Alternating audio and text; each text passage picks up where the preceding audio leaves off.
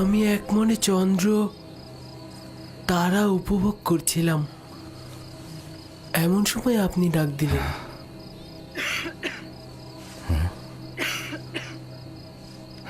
একটু সবর করো।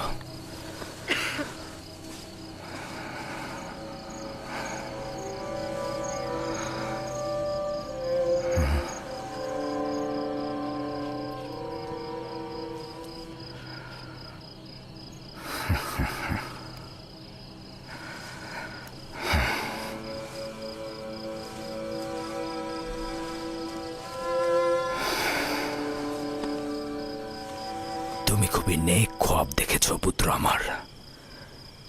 এই রকম খোয়াব কাউকে বলা উচিত নয়, বিশেষত তোমার ভাইদের। নির্বোধগণ যৌবনে দাম্ভিকতায় প্রতিহিংসা পরায়ণ হয়ে উঠবে। তোমার বোন ও মাতাদেরকেও বলবে না, তারা সবার কাছে প্রচার করে বেড়াবে। সূর্যও তোমার মোকাবেলায় নত হবে এবং তোমার পায়ে পড়ে সেজদা দেবে। চন্দ্র ও 11টি তারকাও তোমাকে সেজদা দেবে। একদা তুমি মহান ব্যক্তি হবে। তুমি যেমন উঁচু পদে অধিষ্ঠিত হবে, তেমনি আধ্যাত্মিকতায় সমুন্নত হবে। ওই দিন পিতা মাতা এবং তোমার সকল ভাই তোমার মোকাবেলায় সেজদায় নত হবে। ওই দিন পর্যন্ত দৃঢ়তার সঙ্গে নিজেকে সামলে রাখবে, বিশেষত তোমার ভাইদের কাছ থেকে, কারণ ওরা তোমাকে হিংসে করে এবং তোমার বিরুদ্ধে ষড়যন্ত্রে লিপ্ত হতে পারে। নিজেকে সবসময় সামলিয়ে রাখবে। সম্ভবত তোমার ভাইরা তোমার বিরুদ্ধে ষড়যন্ত্র করছে, হিংসায় জ্বলছে। ষড়যন্ত্র? তাও আমার ভাইরা করবে? ওরা তো আল্লাহর সন্তান, তাই না? শয়তানের নজর থেকে গাফিল হয়ে না আমার পুত্র। শয়তান ইনসানদের জন্য দুশ্মন, প্রকাশ্যে ধোঁকা দেয়। এমনকি আম্বিয়া একরামগণের সন্তানেরাও তাদের বদ নজর থেকে রেহাই পায় না। খোদাবন তোমাকে মহৎ কিছুর জন্য নির্বাচন করেছেন, আর খোদাই তোমাকে খোয়াব ব্যাখ্যা করার এলেম প্রদান করবেন। তার নিয়ামত তোমার ও ইয়াকুবের খানদানের উপর প্রদান করবে, যেমন ভাবে আমার পিতা ইসহাক ও দাদাজান ইব্রাহিমের উপর নিয়ামত প্রদান করেছিলেন এবং একই সাথে তাদেরকে ইমামত ও বেলায়েত প্রদান করেছিলেন।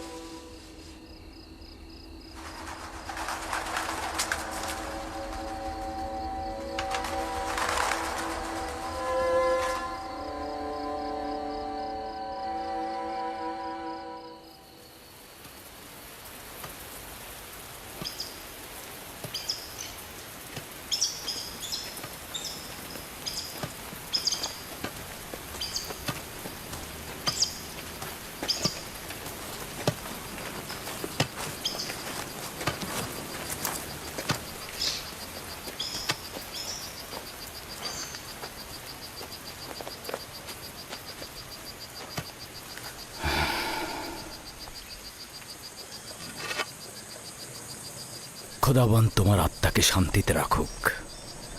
তোমার 2 সন্তানকে নিয়ে এলাম, দেখলে তো তারা 2জনই সুস্থ রয়েছে। আম্মাজান, ফুপুমাও আমাদের ত্যাগ করেছেন। ওই দিন থেকে তোমার বিচ্ছেদ আরো বেশি অনুভব করছি। বেনিয়ামিন ও ইউসুফের কাছে তোমার শূন্যতা কেউ পূরণ করতে পারবে না।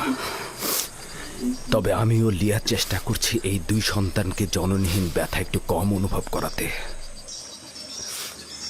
আব্বাজান, আমার খোয়াবের কথা আম্মাজানকে বলবেন? তোমার জন্য একটা সওগাত আছে রাহেল। আমাদের সন্তান ভবিষ্যতে নবুয়াতের মাকামে পৌঁছাবে, এটা সে গত রাতে খোয়াবে দেখেছে। আম্মাজান, লিয়া খালামণি আর আব্বাজান আমাদের অনেক ভালোবাসেন। তুমি আমাদের নিয়ে চিন্তা করো না। শান্তিতে ঘুমাও রাহেল, শান্তিতে ঘুমাও।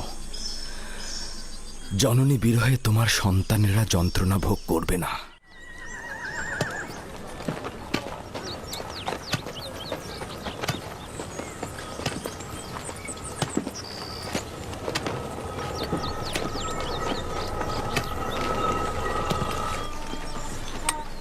সালাম আব্বাজান।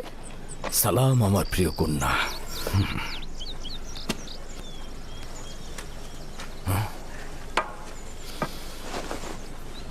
আমি তোমার জন্য গম নিয়ে আসছি।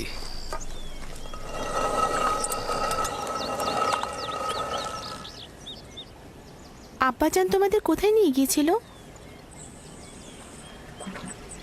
আম্মাজান রাহেলের মাজারে জিয়ারতে গিয়েছিলাম।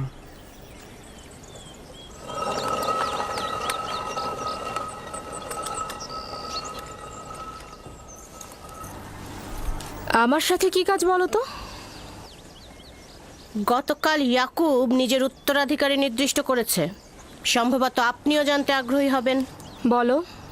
নিশ্চিত থাকুন, আমার আর আপনার সন্তান নয়, ইউসুফ রাহেলের সন্তান। ভনিতা রেখে তোমার আসল কথাটা বলো শুনি। যখন আমি জাগ্রত হলাম তখন ইউসুফকে বলছিল, এই খোয়াবের কথা তোমার ভাইদেরকে বলবে না, তুমি খোদার প্রতিনিধি এবং ইসাক ও ইব্রাহিমের উত্তরাধিকারী। আরও বলেছে, তুমি নেতৃত্বে ও শ্রেষ্ঠত্বে তোমার ভাইদের উপরে যাবে এবং তারা সেজদা করবে তোমাকে। নিজে ইউসুফের সামনে জানু পেতে বসলো আর তাকে আদর করে চুমু দিয়ে